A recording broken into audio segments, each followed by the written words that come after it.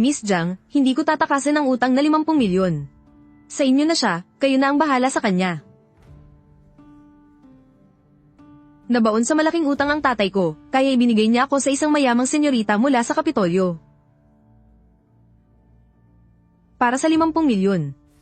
Binalot ako ng sarili kong tatay at ipinadala sa mansyon ng babaeng demonyong iyon. Pero akong si Zai Jiu, mamatay man ako, hindi ako magiging alagang ibon ng isang mayamang tagapagmana.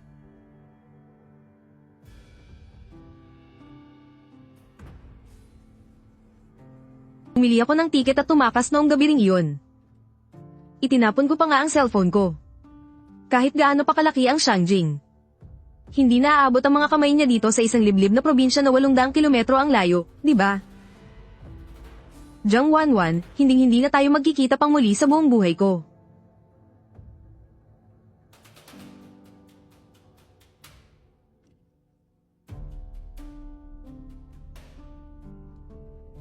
Kahit hukayin niyo pa ang lupa, hanapin niyo si Zai Jiu para sa akin. Masusunod po.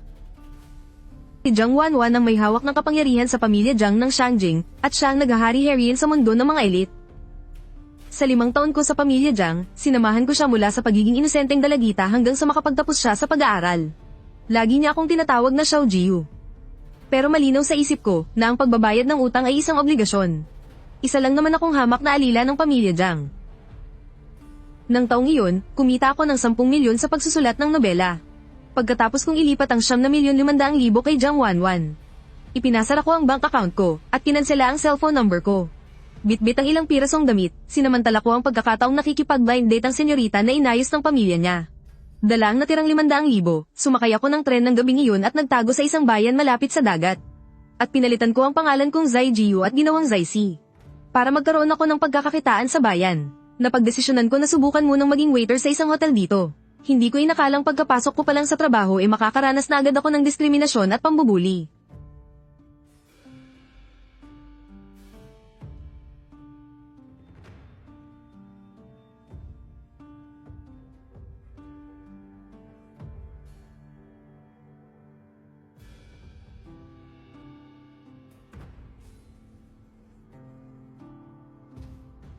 Tamang-tama ang dating mo. Napaka-demanding ng bisita sa loob. Walang sino man ang may lakas ng loob na pumasok at pagsilbihan siya. Ikaw na ang bahala, bilisan mo, pumasok ka na. Tandaan mo, huwag mong gagalitan ng senyorang iyan na galing pa sa Kapitolyo. Hindi natin siya kaya. Excuse me po, ano po ang kailangan nila? Ha?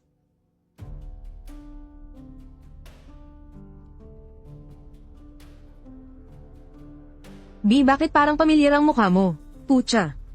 Sa liblib ba namang lugar na ito, may nakakakilala pa rin sa akin. Dahil ba to sa buwisit at nangingibabaw kong aura ng isang mayamang tagapagmana? Na hindi man lang kayang takpan nitong vest ko na nabili ko lang ng 9 na piso na may free shipping pa. Baka po nagkakamali lang kayo ng tao. Dito sa maliit at kaliblib na lugar namin. Paanong may makakapukaw ng atensyon nyo? Ma'am, ano po bang kailangan nyo? Hindi mo ako nakikita. Isa lang akong NPC na walang emosyon na tagasali ng tubig. Umorder ka na ng cucumber salad para makaalis na ako, maawa ka naman Seniora.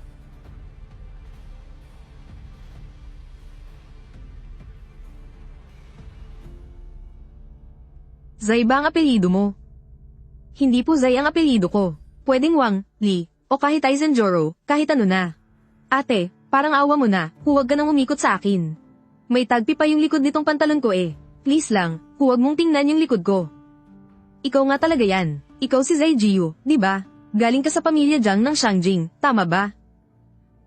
Dati, noong sinamahan ko ang mga magulang ko sa isang malaking handaan ng mga mayayaman. Nakita noon mula sa malayo, ikaw noon, ay tahimik lang na nakabantay sa tabi ni Miss Jiang. Ang laki-laki ng Shangjing, pero akalain mong makikilala ka pa rin sa maliit at bulok na bayang ito. Baka po nagkakamali lang kayo. Dito po ako ipinanganak at lumaki. Hindi ko pa nga po nakikita kung anong itsura ng tiket sa tren papuntang Shangjing. Imposible po iyan. Zai Jiu, isa siyang taong ginugulan ng dugot pawis ng pamilya Jiang para hubugin. Tingnan mo nga iyang tindig mo, iyang aura mo, ang kapaligiran ng maliit na lugar na ito. Ay hinding-hindi makakabuo ng ganyang klaseng karisma. Miss, tinatawag na po ako ng manager sa labas. Kung wala na po kayong ibang iuutos, mauna na po ako. Anong pinapalabas mo? Pare-pareho lang tayong magkakatrabaho. Ba't pinagtulungan niyo akong lokohin para mapahamak? Huwag kang magkunwaring inosente dyan. Halata namang isa kang anak mayaman na lumayas para maranasan ang buhay ng mga mahihirap. Bakit ka pa nandito para agawan kami ng trabaho? Magkano ba ang pasikretong sahod na binibigay sa iyo ng boss, ha? Kahit na sinasabi ng isip ko na baka hindi naman ipagkalat ng babaeng iyon kung nasaan ako. Hindi pa rin ako maglalakas loob na sumugal, kahit pa isa sa 10,000 ang tsansang mangyari yun. Kung sakaling unti-unting matunton ako ni Jiang Wanwan, masasayang lang lahat ng pagtatago ko nitong nakalipas na higit 2 taon. Pagka-resign ko, takot na takot akong nagtago sa inuupahan kong kwarto ng ilang araw. Nang makasiguro akong walang mga nakaitim na bodyguard na maninira ng pinto, nakahinga na ako ng maluwag. Kaya nag-impake na lang ako at pumunta sa kalapit na syudad para humanap ng bagong trabaho. Sa totoo lang, marami talaga akong natutunang totoong kasanayan noong nasa pamilya Jiang pa ako. Tila may nakakadiring trip itong si Jiang Wanwan na mag-alaga at magpaamo. Mga tulad ng golf, skiing, car racing. Pati na rin ang pagpapatakbo ng marangyang speedboat, walang sawa siyang kumukuha ng magtuturo sa akin. Gamit ang mga kakayahang ito, mabilis akong nakapasok sa pinakamalaking ski resort sa lugar na iyon. At nakakuha ng trabaho, bukod sa pagiging ski instructor. Ako rin ang ginawang lobby manager ng hotel. Dahil magaling akong makisama, gustong-gusto ng boss namin na ipasa sa akin ang mga nagbabakasyong anak mayaman na babae. Para ako ang mag-asikaso at magturo sa kanila. Isang araw, may dumating na grupo ng mga mayayabang at maangas na mayamang babae sa ski resort. Sa umaga, buong sipag ko silang sinamahan at tinuruan sa snow track buong araw. Pagsapit ng gabi, nagpa-party ang boss bilang pasasalamat sa kanila. At syempre, kailangan ko ring sumama. Pasensya na po sa inyong lahat, pero may allergy po ako sa alak. Kaya tsa na lang po ang iinumin ko kapalit nito. Isang tagay po para sa inyo na dumayo pa rito mula sa malayo. Nagmamalinis ka pa, isang hamak na manager lang naman, lumalaki na ang ulo. Tama na nga iyang panggugulo nyo, sumusobra na kayo, ha? Aba, yan pala ang type ni Miss Tang, huwag kang mag-alala, huwag kang mag-alala. Hindi namin siya agawin sa'yo. Hala, tingnan nyo, ano yung nasa likod ng leeg niya.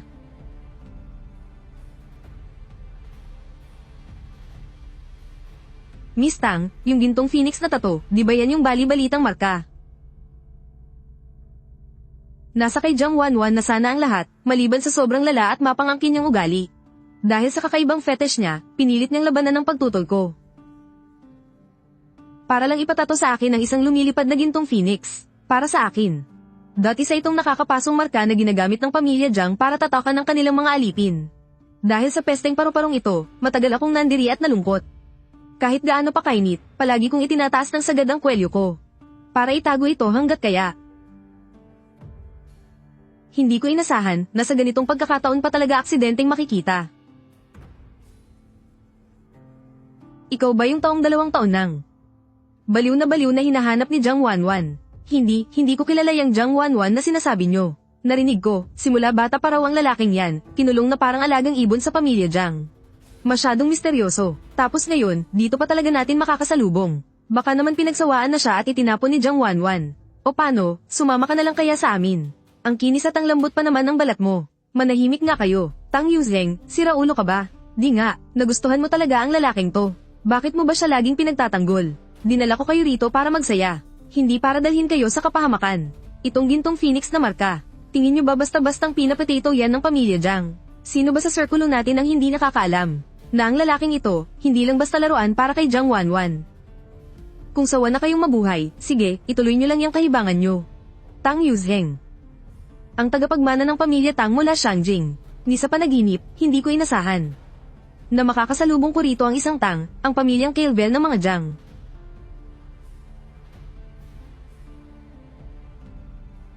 Maraming salamat sa pagliligtas niyo sa akin ngayon, Miss Tang, pwede bang humingi ng pabor? Sana, ilihim niyo kung nasaan ako. Kahit na, baka wala na rin namang dapat ilihim.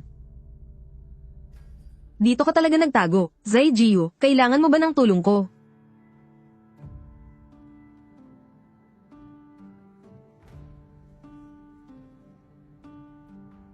Naisip siguro ni Tang Yuzheng na na-misinterpret ko siya. Hindi niya planong bigyan ako ng pera, kundi tinatanong niya kung mapapahamak ba ako kapag nahanap ako. Pero para sa akin, matagal na akong isinuko ng pamilya Jiang.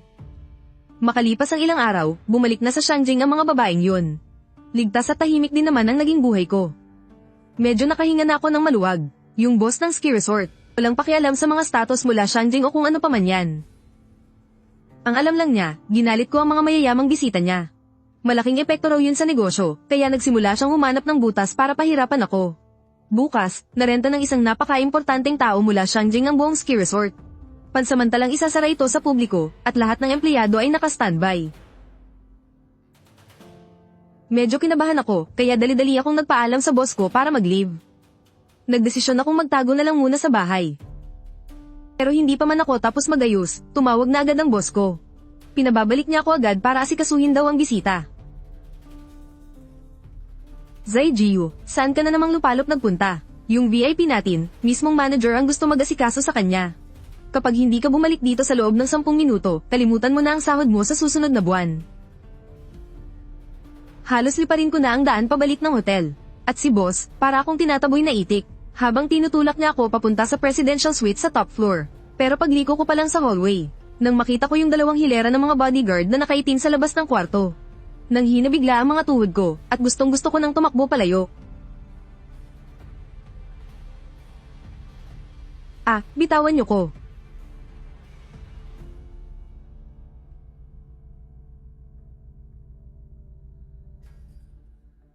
Babala, umaatras ang sasakyan.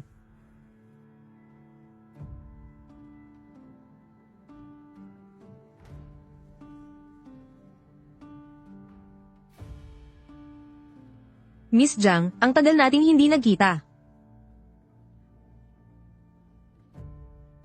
Ang galing mo rin magtago Zai Jiu.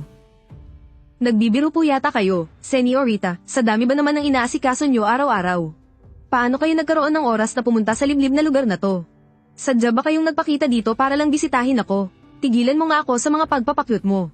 Akala mo ba dahil nagtago kang parang daga sa probinsya? Hindi na kita mahahanap? Ang lakas na rin ng loob mo Matigas na ba talaga yung mga pakpak mo?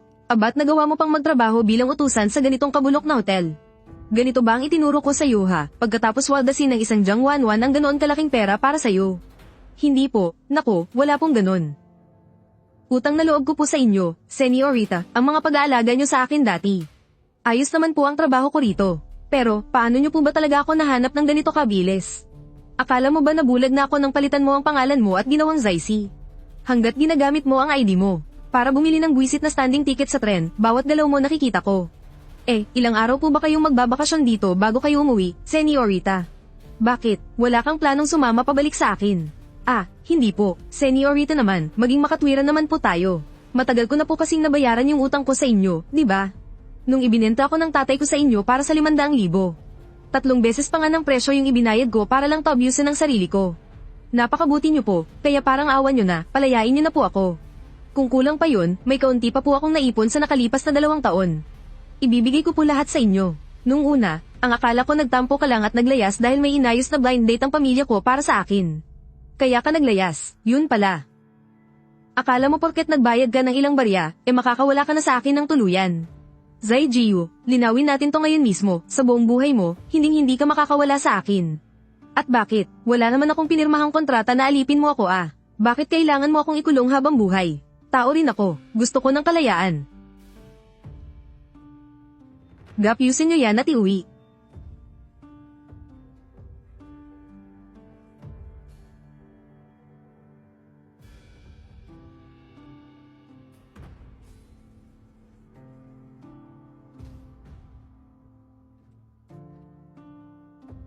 Sa mga unang araw ko pagbalik, ni Anina ni Jiang Wanwan hindi ko nakita.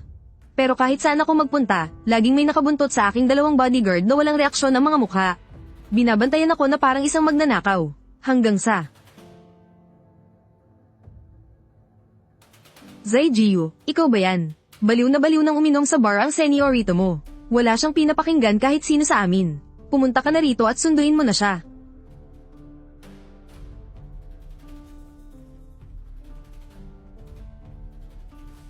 Aba, hindi ba't ito ang prinsipe natin na nawala ng 2 taon? Kaya naman pala nagpakalasing ng husto si Wanwan ngayon Nahuli na pala ulit itong pasaway natin. Ha ha ha. Magandang gabi po sa mga senior at senyorita. Nandito po ako para sunduin ang boss ko pa uwi. Naglakad ako palapit at hinawakan sa braso si Jiang Wanwan at nang aksidenteng napatingin ako sa paligid. Nakita ko sa isang madilim na sulok si Tang Yuzheng habang hawak ang isang baso ng alak. Sa huli, nahuli ka pa rin pala niya. Oo nga mahirap talagang makatakas. Kailangan mo ba ng tulong? Zai Jiu, tumango ka lang, at kung gusto mong umalis, pwede mo akong lapitan kahit kailan. Sisiguraduhin kong makakalabas ka ng Shangjing ng ligtas. Nako, hindi na po kailangan. Salamat na lang, Miss Tang. Baliw talaga yang si Jiang Wanwan. Ayoko na po kayong madamay sa gulong ito. O sige na, tulungan niyo na muna ako rito. Uwi na kami.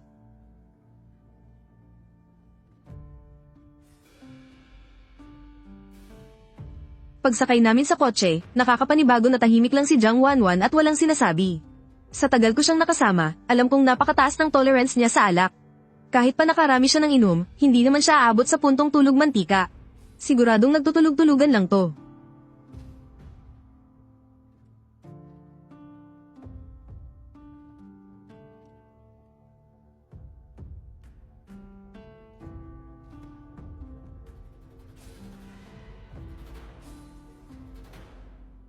Puro pagtakas pa rin sa akin ang nasa isip mo, no? Zai Jiu, bakit ba napakatigas ng ulo mo? Ang tanga-tanga mo. Jiang Wanwan. Gusto ko lang namang kumita ng pera. Ayokong maging isang bayaran. Ayokong umasa sa iba habang buhay para lang mabuhay. Sa tingin mo ba kailangan ng pamilya Jiang ang barya mo? Pera mo yun, hindi yun akin. Gusto kong kumita gamit ang sarili kong mga kamay. Gusto kong buhayin ang sarili ko. Hanggang ngayon ba naman tingin mo sa sarili mo aliping binili ko? Ilang beses ko ba kailangang sabihin sa'yo? Hindi kita alila, pero para sa akin, oo. Ikaw ang nagbayad ng 500,000, yan ang totoo. May utang na loob ako sa'yo. Kaya natural lang na isa akong hamak na utusan. Gusto mo ba talaga akong mamatay sa kansimisyon sa'yo, ha? Jiang Wanwan, maging makatwiran ka nga. Kailangan kong magtrabaho. Gusto ko ng sarili kong buhay. Hindi mo pwedeng ituring na parang alagang hayop, na ikukulong mo sa hawla habang buhay. Tao ako, may sariling isip at may dangal. Nanlamig ang buong paligid sa loob ng kotse. Walang gustong magpatalo sa kanilang dalawa. Kaya sa huli, naghiwalay silang parehong masama ang loob. Wala nang nagawa si Jiang Wanwan sa akin. Para maiwasan ang panibagong plano ko. Na tumakas ng biglaan, napilitan siyang umatras ng kaunti at pagbigyan ako. Nilagay niya ako sa isang eksklusibong golf course na pag-aari ng pamilya Jiang. Bilang supervisor na nag-aasikaso sa mga VIP. Ha. Nitong mga nakaraang araw, madalas nang tumambay dito si Tang Yuzheng. Mukhang marami siyang libreng oras. Palagi siyang pumupunta para makipagtsaa at magpalipas ng oras kasama ko. Sa buong Shangjing. Ang tanging malakas ang loob na sagar ng pasensya ni Jiang Wanwan ay siguro. Walang iba kundi ang napakayabang na panganay ng pamilya Tang.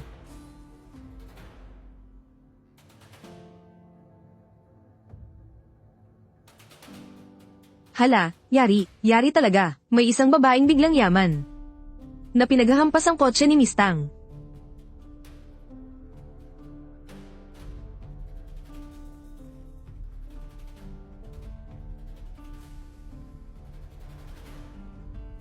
Hey, ang yabang talaga. Ang lakas ng loob ay parada ang basurang kotseng to sa paningin ko.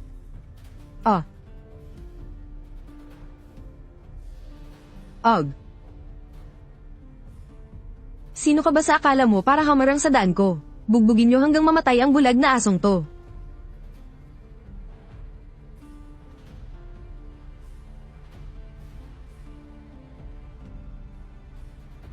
Bitawan mo yan. Itapon nyo palabas ang baliw na babaeng to.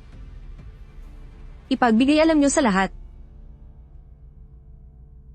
Ay blacklist ng tuluyan ng babaeng yan sa lahat ng negosyo ng pamilya Jiang.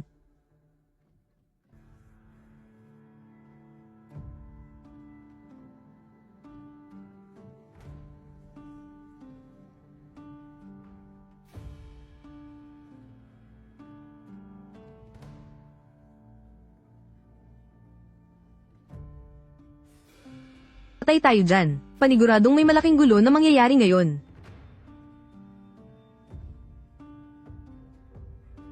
Isa siyang malayang tao, Miss Jiang. May karapatan siyang pumili, karapatan niya yun. Hindi mo ba nakikita ang gintong marka sa leeg niya? Baka hindi maintindihan ng iba. Pero ikaw, Tang Yuzheng, imposibleng hindi mo alam kung anong ibig sabihin yan. Wala akong pakialam, at mas lalong hindi ako takot sa'yo. Maraming salamat Miss Tang sa pagtulong mo sa akin kanina. Ililibre kita ng kape sa susunod.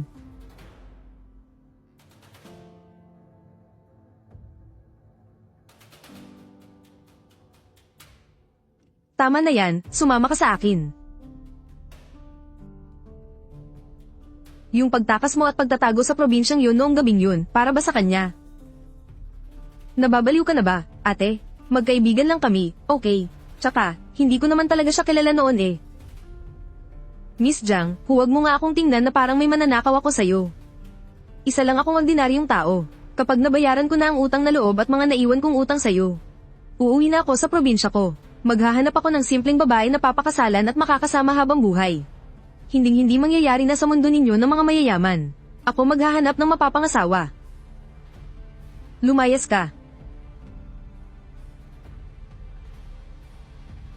Sa totoo lang, sa tuwing sinasadya kong sabihin ng mga ganitong bagay para inisin siya, nasasaktan din ako, para bang may nakabara sa dibdib ko.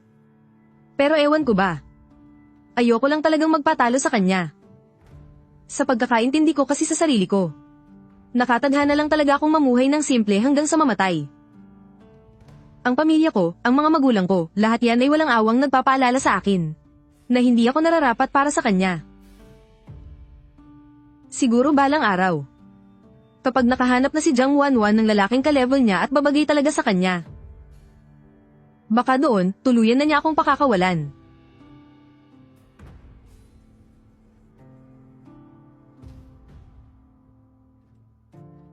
Mr. Zai, diretsahan na tayo. Masyadong malayo ang agwat ng estado ninyo sa buhay ng anak kong si Wanwan. Madam, matagal ko na pong naiintindihan yan. Ang palakihin ako ng pamilya Jiang ay isa ng napakalaking utang na loob. Kaya nga po nang mabayaran ko ang lahat ng utang ko, kusa na akong umalis. Wala sa isip ko ang bumalik, lalong-lalo na ang ambasyoning umangat pa sa inyo. Pero may pakialam sa'yo si Wanwan. Hanggat hindi ka nagpapakasal, kahit magtago ka pa sa dulo ng walang hanggan, hahanapin at hahanapin ka pa rin niya. Kaya kung talagang gusto mo ang makakabuti para sa kanya, kausapin mo siya. Kumbinsihin mo siyang makipagkita sa tagapagmana ng pamilya Lin ngayong gabi. Sila ang pinakabagay na makaisang dibdib ng pamilya Jiang. Sige po. Papayag ako.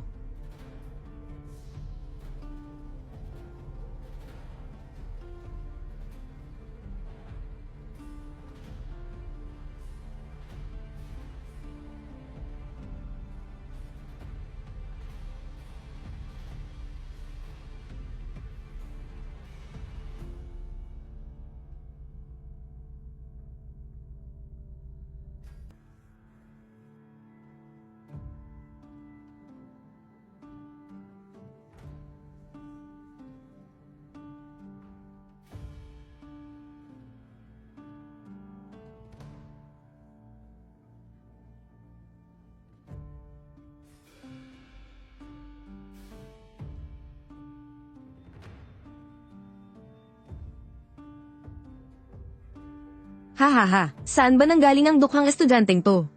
Leyes, hindi ka nararapat sa ganitong lugar, patay gutom. TSK.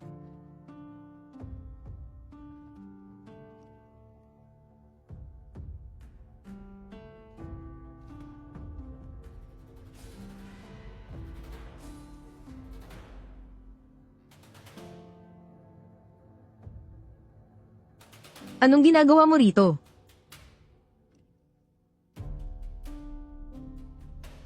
Tama na yang inom. Umuwi ka na, kanina pa naghihintay sa'yo sa bahay ang anak ng mga Lin. Pinapauwi ka ng mami mo para makipagkita sa kanya. Sige. Nang gabing yun, pagkaalis ng tagapagmana ng mga Lin mula sa bahay ng pamilya Jiang, hindi niya maitago ang tuwa sa kanyang mukha. Sa loob ng maraming taon, nagtiyaga siyang maging panakip butas lang sa tabi ni Jiang Wanwan. At ngayon, sa wakas ay may nangyari ring malaking pag-usad sa panliligaw niya. Kahit na ilusyon niya lang ito. Para sa pamilya Lin, isa na itong napakalaking balita. Kumuha ka ng tuwalya, makalipas ang ilang araw. Dinala nitong si Young Master Lin ang mga kaibigan niya. Dito sa golf course na pinagtatrabahuhan ko, at talagang ako pa ang ni-request niyang mag-asikaso sa kanila. Pagkatapos ng laro, pinunasan ni Young Master Lin ang pawis niya. Bakas ang labis na tuwa at handa nang umuwi. Bago siya sumakay sa kotse, bigla siyang lumingon at ngumisi sa akin. Mr. Sai. Matagal ko nang alam na ikaw lang talaga ang nasa puso ni Jiang Wanwan. Sa loob ng maraming taon, tahimik lang akong nakamasid, hinihintay na magising siya sa katotohanan at sumuko. Kahit hindi na siya kusap ang bumalik sa akin, wala akong pakialam. Siya ang perpektong mapapangasawa, ang pinakabagay na maging may bahay ng pamilya Lin. Hindi ka nababagay sa kanya. Sa huli, wala siyang magagawa kundi ang piliin ako. Dahil ako lang ang makapagbibigay sa kanya ng kapangyarihan at antas sa buhay na gusto niya.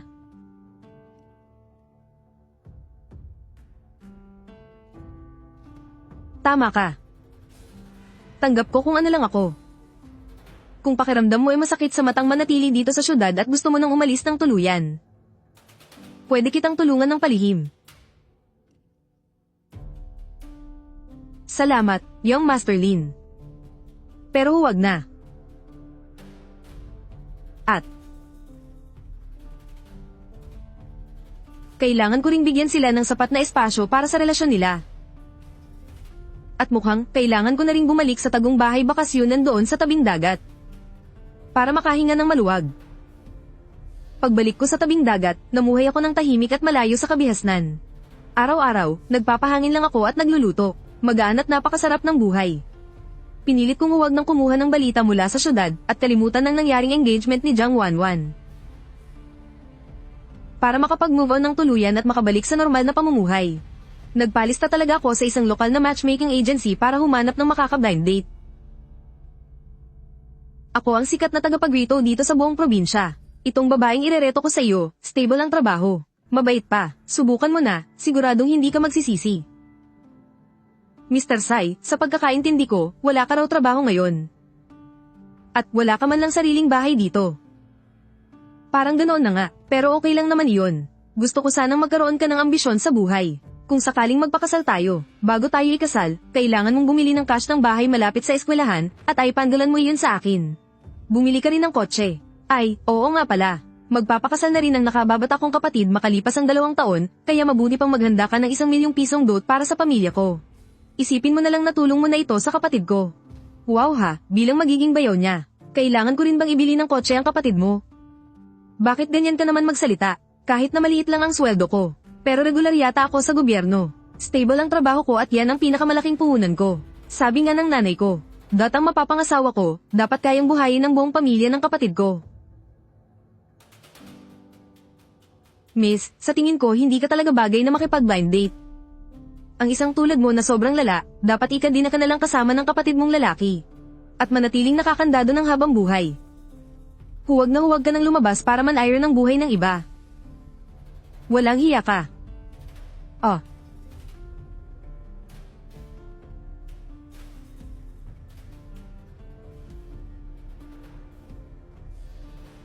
Teka. Paano mo na naman ako nahanap? Gumamit ako ng kaunting paraan para mapagsalita ang dati mong boss sa ski resort. Nasa sistema niya ang address ng inuupahan mo. Zai Jiu, nagtatago ka rito sa parang paraiso para makipag-blind date, pero alam mo ba na ang buong Shangjing ay nagkakagulo na ng dahil sa iyo? Mabilis kong binayaran ng kape. At isinama ko si Tang Yuzheng pabalik sa tinutuluyan ko.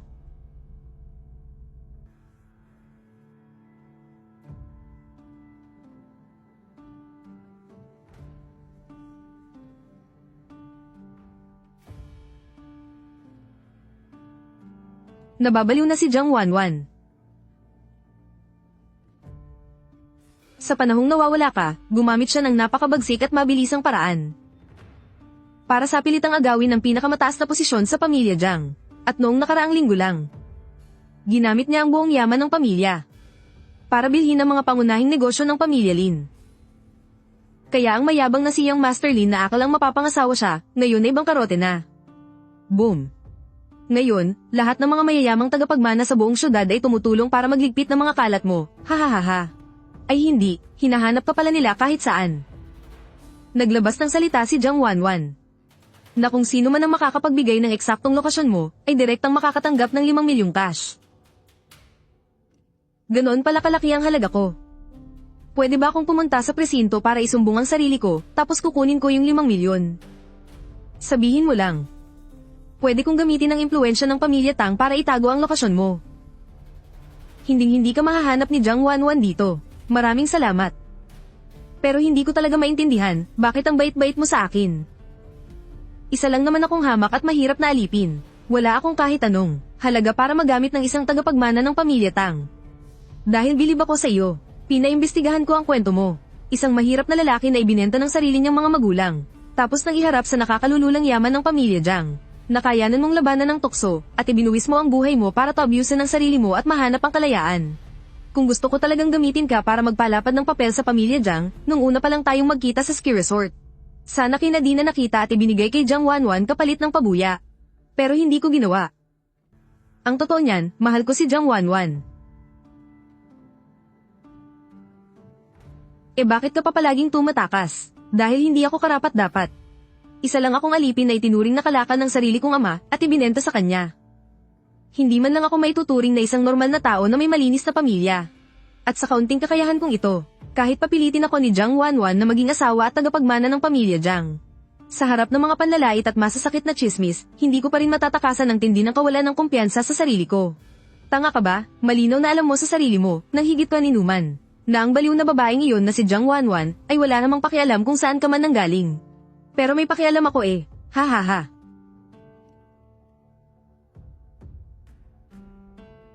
Ang weird mo rin kung gusto mo naman pala si Jiang Wanwan. Bakit nakipag-blind date ka pa sa isang probinsyana kanina? Kapag nalaman ito ni Jiang Wanwan, siguradong siya mismo ang magdadala ng mga tao para ipagapos at iuwi ka.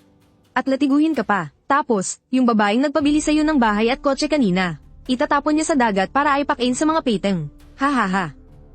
Pero minaliit ko ang galing ni Jiang Wanwan sa pagtugigay. Dahil nahanap na ako ni Tang Yuzheng. Oras na lang ang hihintayin bago ako mahuli ni Jiang Wanwan. Ang hindi ko lang talaga inasahan, nilagyan pala ni Jiang Wanwan ng tracker ang kotse ni Tang Yuzheng. At sinundan kami hanggang dito. Haha.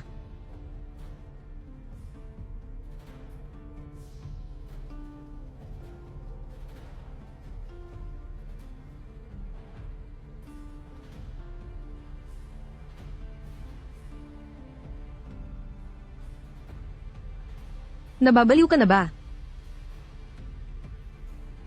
Baliw ka na ba? Huwag kang manakit, wala siyang kinalaman dito. Ako mismo ang gustong tumakas, Zai Jiu. Tatanungin kita sa huling pagkakataon, kailangan mo ba talagang umalis? Kapag tumango ka ngayon, isinusumpa ko. Sa buong buhay ko, hanggat hindi mo ako hinahanap, akong si Jiang Wanwan, hinding-hindi na muling papasok sa buhay mo kahit kailan. Hindi ko pa rin kasi matanggap yung sakit dito sa puso ko. Jiang Wanwan, pakisuyo naman, tulungan mo akong makapunta sa ibang bansa. Gusto kong mag-aral. Gusto ko munang maging isang ganap na malaya at independent, palakasin ang sarili ko. Para magkaroon ako ng karapatang tumayo sa tabi niya ng taas noo. Laking gulat ko, matagal na natahimik si Jiang Wanwan. Hanggang sa huli, pumayag din siya. Nakuha ko ang visa na matagal ko nang inaasam, at sumakay ako ng eroplano papuntang Amerika. Ang totoo, alam na alam ko sa sarili ko, kahit nasa kabilang panig ako ng mundo. Siguradong nasa ilalim pa rin ako ng palihim na proteksyon ng pamilya Jiang. Kahit nalabag sa loob niyang paalisin ako, binigyan niya pa rin ako ng matinding respeto. Pinagbigyan niya ang pride ko. Sa loob ng 2.5 taon sa Amerika, namuhay ako na parang makinang walang tigil sa pagtakbo. Matapos ang 2.5 taon, hindi lang ako nakakuha ng degree, nakapagkuman din ako ng limpak-limpak na kayamanan sa stock market. Ngayon, ang net worth ko ay lagpas na sa 9 na digit.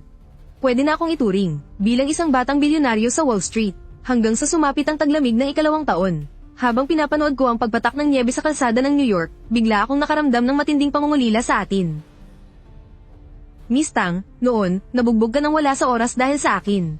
Lagi kong daladala yung konsensya na yun. Kaya ngayong kalalapag ko lang, ililibre kita ng pinakamasarap na hotpot bilang pambawi ko sa'yo,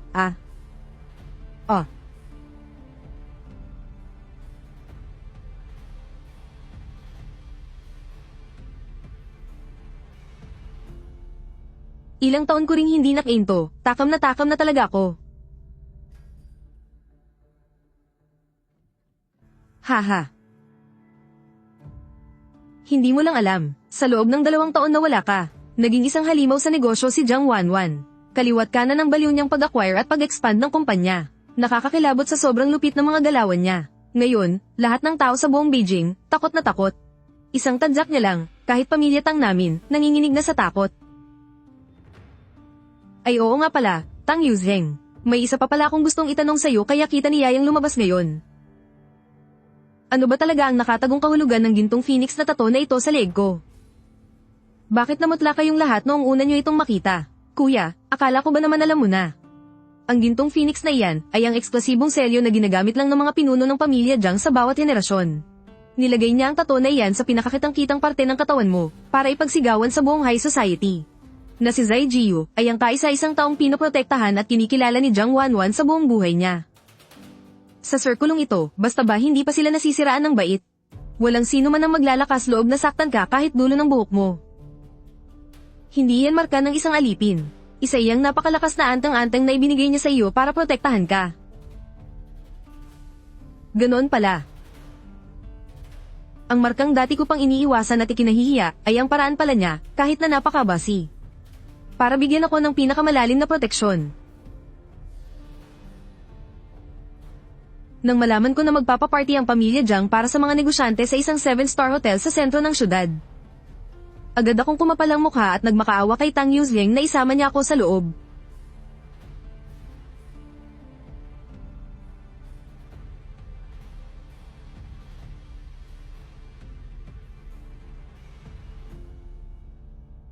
Nako, Miss Liu, lalo ka yatang gumaganda ah. Hindi naman, ikaw rin, Mr. Wang, napakagwapo mo pa rin. Hahaha, kung aalalahanan ko, palagi siyang napakakomportable at walang kieme. Tuwing ipinapakilala niya ako sa mga sikat at mayayaman. Dati, lagi akong nagtataka sa sarili ko. Bakit pa niya ipinapakilala ang isang aliping nagbabayad lang naman ng utang ng tatay niya? Pero unti-unti, nagsimula na akong asarin ng mga malalapit niyang kaibigan at tinawag pa nga akong prinsipe ng pamilya Jiang. At ang ma-pride na si Miss Jiang, ni minsan, hindi niya itinanggi yun. Mula pa noong mga inosenteng araw namin bilang mga estudyante, tuwing may mahalagang event na pupuntahan si Jiang Wanwan. Palagi niya akong isinasama kahit labag sa loob ko. Masasabi ko na halos lahat ng pinakamahalagang alaala sa buong buhay ko ay nakabuhol na sa kanya. Noong mga panahong iyon, sabay kaming pumapasok sa eskwelahan. Magkasamang nagpupuyat sa library para mag-aral, sabay na napapasabak sa gulo sa kalsada. At magkatabing tumatawa ng malakas habang nakatambay sa bubong. Kapag nilalay ako ng mga mayayamang bata, siya mismo ang dadampat ng bote ng alak para basagin sa ulo nila. Binibili rin niya ang mga sapatos na limited edition sa buong mundo para lang makita ang nakakatawang reaksyon ko sa sobrang gulat at tuwa. At higit sa lahat, taon-taon siyang naghahanda ng mga surpresa para lang ay celebrate ang birthday ko.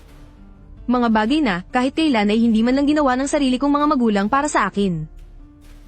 Kahit na napakasama ng ugali niya na parang paputok na sisabog agad sa kaunting sagi. Ibihira siyang magalit sa akin. Kapag sagad na ang inis niya sa akin, itataas lang niya ang kamay niya. Tapos dahan-daang babatukan ang likod ng ulo ko. Ang totoo niyan, isa siyang malaking baliw na matigas lang ang salita pero napakalambot naman ang puso. Nakaupo ako ngayon sa isang sulok at hindi ko maalis ang tingin ko sa gitna ng event. Sa isang napakagandang babaeng nagniningning. May hawak siyang baso ng alak at napakakomportableng nakikipag-usap sa mga bigatin at makapangyarihang tao roon. Habang nagkakasiyahan, may mga matatapang at batang negosyante na lalapit sa kanya na may paghanga sa kanilang mga mata, susubukan siyang diskartehan. Pero lahat sila ay nabigo dahil magalang pero napakalamig siyang tumanggi. Aalis ang isang lalaking wasak ang puso. At mabilis namang may susunod na lalapit na parang walang takot sa kamatayan. Tahimik ko lang siyang pinagmamasdan. Hanggang sa, hindi sinasadyang napalingon siya sa gawi ko. Ha? Ah.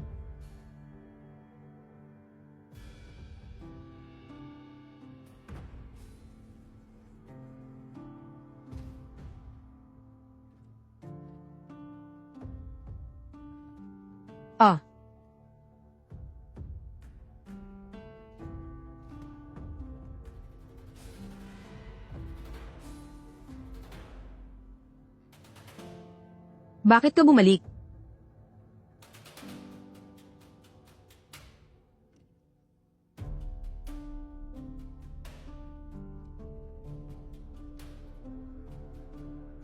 Nagsawa na ako sa pag-ikot sa labas, napagod, kaya umuwi na ako.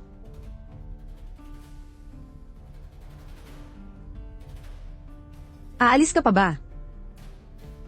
Hindi na. Nang marinig niya ang mga salitang iyon, tuluyan na niyang ibinaba ang kanyang mga pananggalang. Gumuho ang kanyang matitibay na balat kayo at pader. Parang isang munting batang babae na labis na nasaktan, umiiyak siyang sumubsob sa mga bisig ko. Habang nilalanghap ang pamilyar na amoy ng pabango sa kanyang buhok, lihim akong sumumpa sa sarili ko. Sa 2.5 taon ng pakikipagsapalaran ko sa ibang bansa, may isang bagay akong tuluyang naintindihan. Lahat ng tao sa mundo ay dumadaan sa hirap, at pantay-pantay tayong ipinanganak. Walang sino man ang nakakaangat sa iba. Lalo na ngayon, sa yaman na hawak ko. Sapat na ito para sakupin ang Wall Street, isa na rin akong ganap na milyonaryo. Sa pagkakataong ito, hinding-hindi na ako aatras. Dapat na akong tumayong matapang, nang may buong pagmamalaki, para ipaglaban ang babaeng umukupo sa buong kabataan ko, ang babaeng minahal ko ng sobra sa maraming taon. Hindi ba't ito ay ang maging isang mabuting asawa na poprotekta sa kanya habang buhay? Para sa isang tulad ko, para kay Zaisi. Maliit na bagay na lang ang lahat ng ito.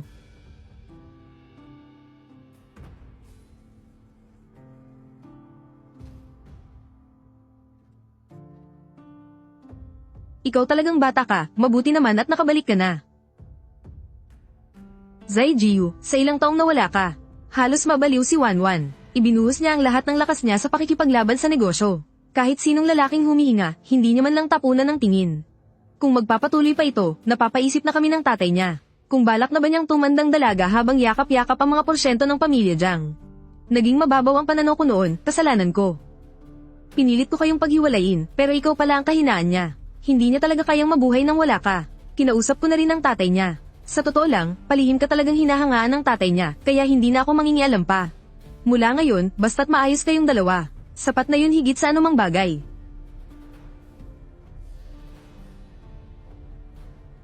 Ganon lang kadali, wala man lang kahirap-hirap, pero nakuha ko agad ang basbas ng mismong final boss. Ha, Yahoo, sa totoo lang, bago ko buksan ang pinto. Nakabuo na ako ng isang matinding teleserye sa isip ko. Naibabato nila sa mukha ko ang tseke. Ito ang 1,000,000. Kunin mo ang pera at lumayas ka sa buhay ng anak ko. Sige pa, dagdagan nyo pa. Ibato nyo lang, Diyos ko po.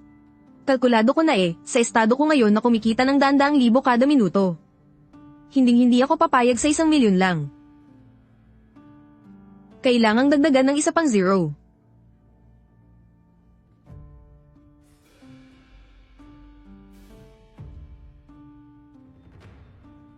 Kaya naman, halos di makapaniwala sa tuwa kung inihatid ang nanay ni Wanwan sa elevator.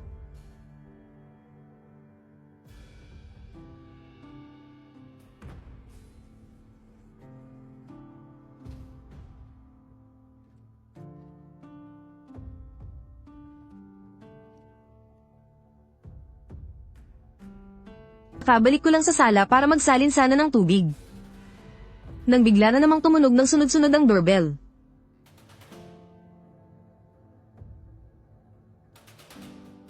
Kinausap ka raw ng mama ko kanina, anong sinabi niya sa'yo? Binato ka ba naman niya ulit ng pera? Wala naman.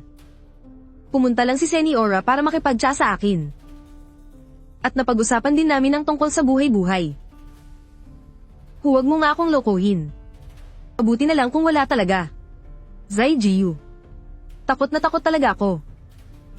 Natatakot akong baka iwanan mo na naman ako ng pera gaya noon, tapos bigla ka na lang mawawala ng walang palem.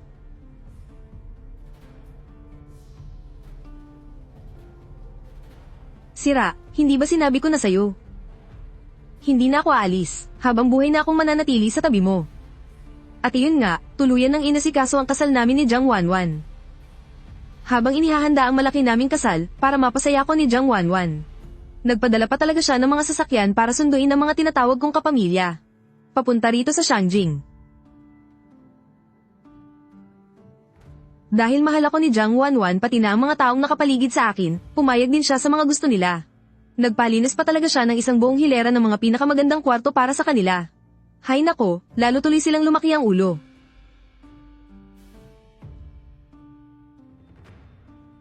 Naku po, tingnan nyo ito. Ibang klase talaga itong si Xiao Jiu, napakagaling. Simula ngayon, tayong pamilya Zai ay makikitira na sa malaking palasyong ito kasama ni Xiao Jiu. Hahaha, tungkol sa nangyari noon. Wala man lang silang ipinakitang kahit tititing na pagsisisi. Para sa kanila, tama ang naging desisyon nila at parang utang na loob ko pa yon sa kanila. Ang anak ko ay isang Diyos, kaya kami ang mga magulang ng Diyos. Titira ako sa mansyon, magsusuot ng mga ginto't pilak. Mayaman na tayo, mayaman na tayo. Gusto kong kumain ng lobster. Hahaha, hindi nga ako nagkamali. Lumabas din agad ang tunay nilang kulay.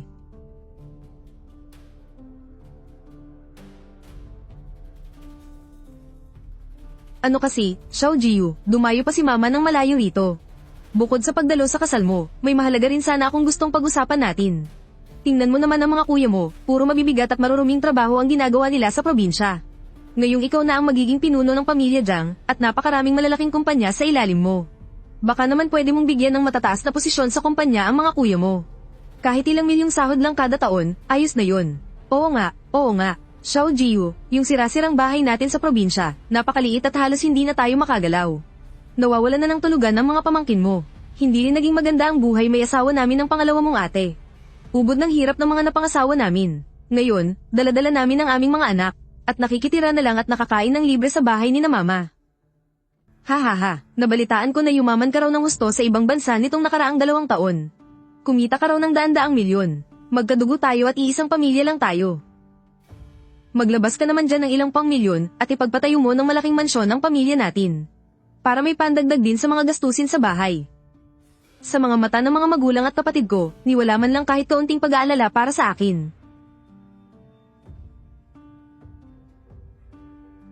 Puro panlalamang na lang.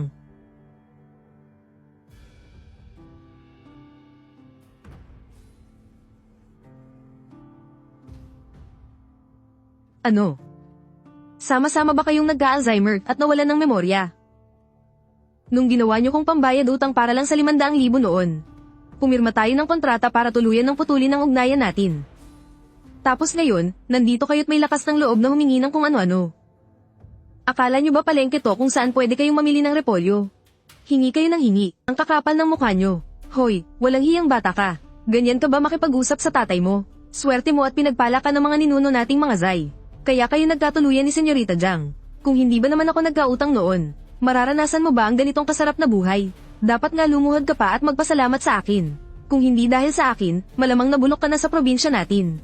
Nagtatanim sa bukid at nakapangasawa ng pilay na probinsyana katulad ng kuya mo. Kaya nung pinambayad utang niyo ako, kailangan ko pa ba kayong ipatayo ng monumento bilang pasasalamat? Ganun ba? Tatawagin ko na sana ang mga bodyguard para ipatapon sa labas ang mga lintang ito. Nang biglang, may isang pares ng may init na kamay. Ang yamakap sa akin mula sa likod. Sa paglipas ng napakaraming taon, alam niya, higit pa inuman, ang matinding pananabik ko sa pagmamahal ng isang pamilya. Pero hindi kailanman naging karapat-dapat ang mga magulang ko sa pananabik na yon. Ito, tita. Ang utang na loob ni Xiao Jiu sa pagpapalaki niyo sa kanya, binayaran ko na ng buo gamit ang sarili kong pera. Kaya sa ngayon, manahimik na lang kayo habang nakatira rito, pagkatapos ng kasal. Kung may kailangan kayo, utusan niyo na lang ang mga katulong para bumili. Pero, kung may magtatangka pang humingi ng pera o pabor sa harapan ni Xiao Jiu, ipapahagis ko talaga kayo sa arena para aipakin sa mga mababangis na hayop.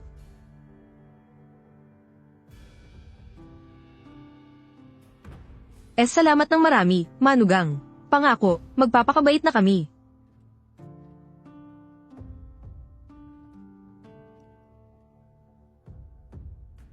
Xiao Jiu, kahit papaano, sila pa rin ang nagbigay ng buhay sa'yo. Pero hanggang dito na lang ang ugnayan nyo. Iwanan mo na sa nakaraan ang mga basurang tao at pangyayaring yun. Kapag tuluyan mo ng binitawan ng bigat sa puso mo, sa mga susunod na araw nating magkasama, saka ka palang magiging totoong masaya. Lumingon ako, at tinitigan ng mga mata niyang kasingkinang ng mga bituin. Ang lahat ng galit at pighati sa puso ko ay parang himalang naglaho ng tuluyan sa sandaling ito. Kung babalikan ko ang unang bahagi ng buhay ko, walang duda, napakamalas ko. Pero sa kabilang banda, ako rin ang pinakamaswerteng lalaki sa buong mundo. Dahil nakilala ko si Jiang Wanwan, ang maangas at palaban na senyorita ng alta sosyedad. Gamit ang mapilit pero nakakatuwa niyang paraan, parang isang nakakabulag na liwanag siyang puwersahang pumasok sa buhay ko. At tuluyang nagpagaling sa sugatan kong pagkabata. Sa kasal ng siglo na yumanig sa buong mataas na lipunan. Sa wakas, nahawakan ko na rin ng mahigpit ang mga kamay niya. Pagkatapos naming makasal, walang patid ang pag-ibig at pag-aalaga ko sa kanya. Ang kinatatakutan at matapang na may bahay ng pamilyang Jiang sa labas, kapag umuwi ng bahay. Ni minsan, hindi ko pinapasok sa kusina para gumawa ng mabibigat na gawain. At hindi ko kailanman kayang bulyawan o pagsalitaan ng masama, dahil alam ko, na wala nang kahit na ano paman sa mundong ito. Ang hihigit pa sa halaga ng babaeng yakap-yakap ko ngayon. Mas karapat dapat ko itong pakaingatan habang buhay.